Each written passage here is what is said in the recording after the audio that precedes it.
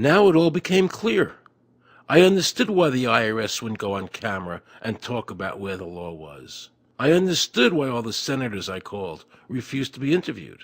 There is no law.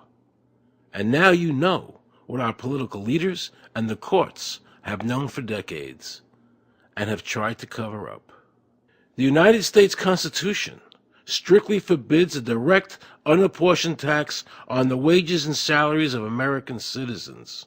The United States Supreme Court has consistently ruled that the income tax is a tax on profits and gains, not on labor and wages. On behalf of the American people, I challenge the IRS to show me a statute that allows a direct, unapportioned tax on the wages and labor of the American people.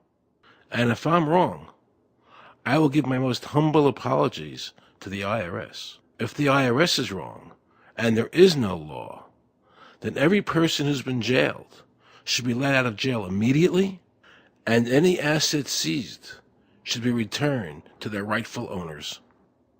If this is a nation of laws and a free country, then the IRS should show the law to the American people.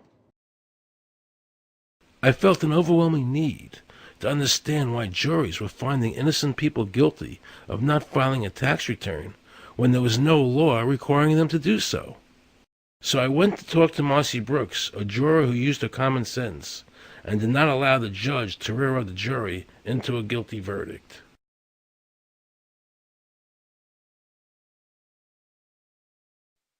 He was being tried for 4 counts of not filing his income tax. Okay. And our question was, well, what is to decide? Either he did or he didn't. It never occurred to us that he might actually be innocent while at the same time not filing. In the federal government, it is not a felony not to file taxes. Finally, they said, okay, if we're going to get this guy, we're going to have to put it in the state. They called up the IRS agent, Agent Craner. Craner? Yeah. Robert Craner? Mm-hmm. This is Ken Doherty. He's also an investigator with the Illinois Department of Revenue. This is a request for a copy of the delegation of authority order. Right, and I talked to my boss about that, and he said that my badge is that. Badge is the authority. I thought it had to be in writing. The last question that the defense asked him was, did you write any of this down? And Agent Craner looked right at him and right at us, and he said, I never wrote anything down. And yet when we saw the video, there he was, writing notes, you know. And so I'm thinking, okay, at this point, the judge is supposed to say, Agent Craner, it is clear that you have committed perjury. It wasn't even noticed. It finally came to the climax. Mr. Harrell looked right at the prosecutor, and he said, I will tell you the same thing I have told over and over again to government officials.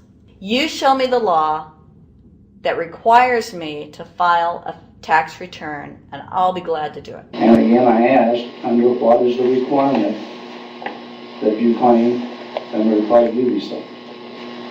And the requirement under the regulations is what section? My question to you is, what particular act are we discussing here that I am liable to do these things that you claim I'm liable to do? Your exact question would be again? Okay, what is the section that what? But I guess I'm still not understanding your question, Mr. Harrell. Well, you must be familiar with what that you have the police powers to enforce. Yes. The prosecutor absolutely ignored him. And he started slandering Mr. Harrell. Just started attacking his character. They're calling us tax cheats, they're calling us fanatics, they're calling us weirdos. I don't care what you call me, but I have one question. Where is the law? Show me the law. They can't let this turn into a rational debate, because if they do, they lose it. So they have to insult people and say it's frivolous. We felt like that there was an overall arrogance and that they were railroading Mr. Harrell. and wanting us to participate. Judge Coogan. He looked right at us and he said, "I will instruct the jury according to the law." We were sent to deliberation. The judge promised us that he would give us the law. And we looked and we looked and it was not there. We wrote a note to the judge asking for a copy of the law. 10 minutes later, we get a note back. "You have everything you need." But there was no law. And he had promised us. At that point, I felt betrayed. I felt like this man promised us the law, and that's what this whole thing is about, the law. We request it, and he still denies us the law. And the reason they didn't do it was why? Because there is no law. Remember, we're talking about the Illinois state law here, okay, which is a law in Illinois. So we got out that law, and we read it several times, and I said, okay, wait, because they kept saying, but this is a law in Illinois. And I said, look at the beginning of it. It says, anyone required to file a federal income tax return is required to file an Illinois tax return. I said, if it is true that he's not required to file a federal return, then that nullifies the Illinois law. Two people, they kept saying, but he's going to get by with it. And I said, what is he getting by with but his rights? If there is no law, he's not breaking a law. He's just standing on his rights. Are we going to deny him that? That's when this one juror sat back and kind of rolled his eyes and he said, you mean we don't have to pay taxes?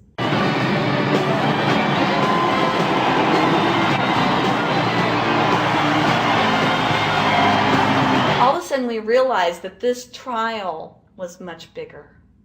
And the ramifications of this trial were going to be so broad if it actually got out.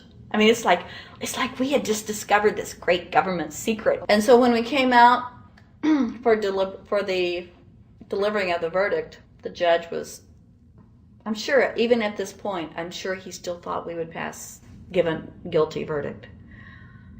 And the reason I say that is because of the look on his face when the first not guilty was read. His face just turned white. I mean, it's like, I don't believe this. The second time, you could hear people out in the audience, just in the courtroom, just going, wow, and the judge is just getting red in the face. I mean, he was just livid. And the judge got up and left. I sat there and I thought, this truly is a victory for the people. And I have never felt more patriotic. And I knew that we had done the right thing. I looked at that man, Mr. Harrell, and I thought, the system might not work all the time, but this time, for that man, it did. In November 2004, the government arrested former IRS criminal investigator Joe Bannister. They charged him with fraud for telling the American people the truth about the income tax laws. The jury obviously agreed with Joe. Well, it just showed Mr. Bannister to be honest and straightforward and working within the law. Vernice Kuglin, a Federal Express pilot, claimed there was no law requiring Americans to file an income tax. She also won in court. 24 people were criminally charged by the IRS because they claimed there was no law requiring them to file an income tax return. The fact is, neither the judge, nor the prosecutor, nor the IRS could bring that statute in there because it's not in the books. The jury came back with an acquittal for everyone. When the matter is put to the test, which means in terms of court and enforcement action, there is a 100% success rate in shooting down these arguments. The mafia has a code and they follow it, and it's a code of honor. But the IRS has no code of honor.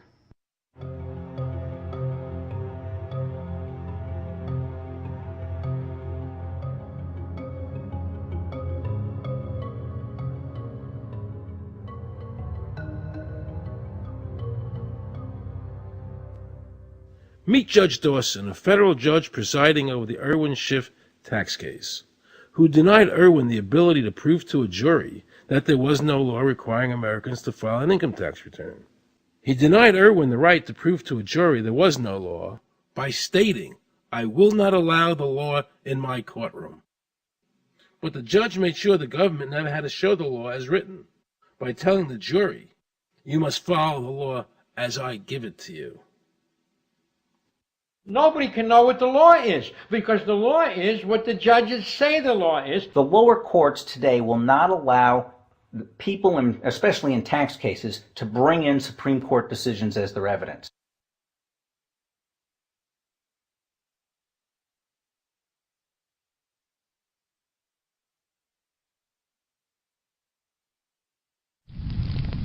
Here we have a federal judge railroading an American citizen by saying Supreme Court decisions are irrelevant. And again, nothing from the press defending our freedoms.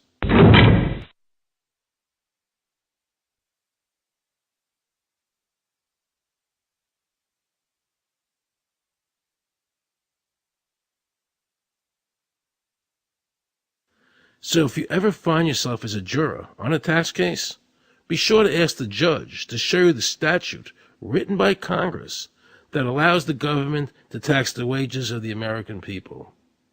If the judge can't show you the law, then how can you possibly, in good conscience, convict someone and destroy their life?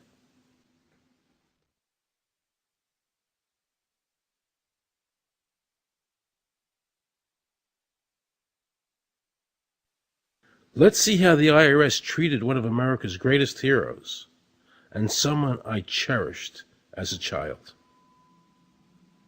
Joe Louis was an American icon. Victorious in his first 27 fights, the Brown Bomber quickly rose to heavyweight champion of the world. His 1938 knockout of German Max Schmeling, who represented Hitler's Aryan ideal, earned him the admiration of millions of Americans. Is watching carefully. Louis nudges him right to the body, a left up to the jaw, and Schmeling is down. The count is tied. Right after Pearl Harbor was bombed, Joe had a title fight where he donated his fee to Navy War Relief. Well, I'm not working for nothing. I'm working for my country, and I think that's about the greatest piece of work that anybody can do. Well, I certainly agree with you for that, but you're turning over an awful lot of money. Well, we all turn over a whole lot for this country at this time. Joe volunteered for the segregated army and defended his title while in the service, this time donating his normal fee to Army Relief. I'm only doing what any red-blood American would do. Since the checks were in Joe's name, the IRS taxed him on their full amount, even though he never saw a penny of it. At the end of the war, Joe was awarded the Legion of Merit. But what most people didn't know was that the IRS was charging him $50,000 a year in interest alone on his debt. When Joe's beloved mother died, leaving him $600, the IRS immediately seized it. They also confiscated all of his children's trust funds. Joe was forced to continue fighting until he was 37 and out of shape, just to pay off his ever-mounting debt to the IRS, which grew to $1 million, $100,000 a year just in interest. At the end of his life, Joe was forced to become a greeter at a Las Vegas hotel just to make ends meet. It was a shameful thing to see a man like him, great fighter, great human being, being humiliated and destroyed in this manner, because after all, when you owe Internal Revenue money, no matter what you have, they take away from you. And they took a lot away from Joe Louis.